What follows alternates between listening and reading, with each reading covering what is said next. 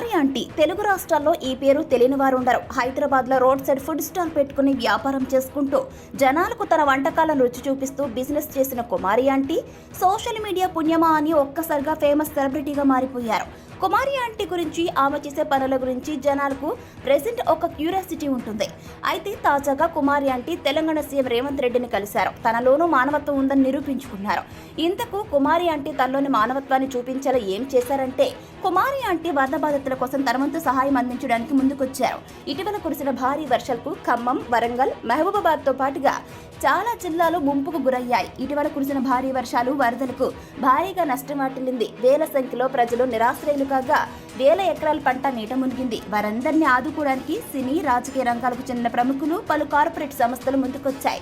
ఎవరికి వారు తోచిన సహాయాన్ని ముఖ్యమంత్రి సహాయ నిధికి అందించారు. ఇప్పటికీ చాలా మంది వరద బాధితుల కోసం తాము సైతమంటూ స్పందిస్తున్నారు. ఇక ఇదే క్రమంలో కుమారి ఆంటీ కూడా వరద బాధితులకు సహాయం అందించడానికి నేను సైతం అంటూ ముందుకొచ్చారామే.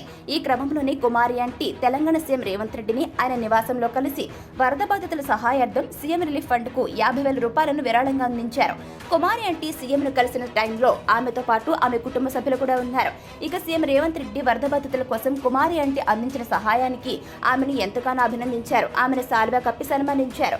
వరద బాధితుల కోసం ఆమె చూపిన ఔదార్యాన్ని ప్రశంసించి ఆమెను ఆదర్శంగా తీసుకోవాలన్నారు.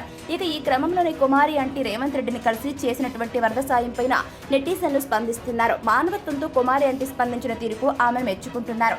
సాయం చేయాలంటే డబ్బు కాదు, కావాల్సిందే మంచి మనసు అని కుమారి ఆంటీకి కితాబిస్తున్నారు.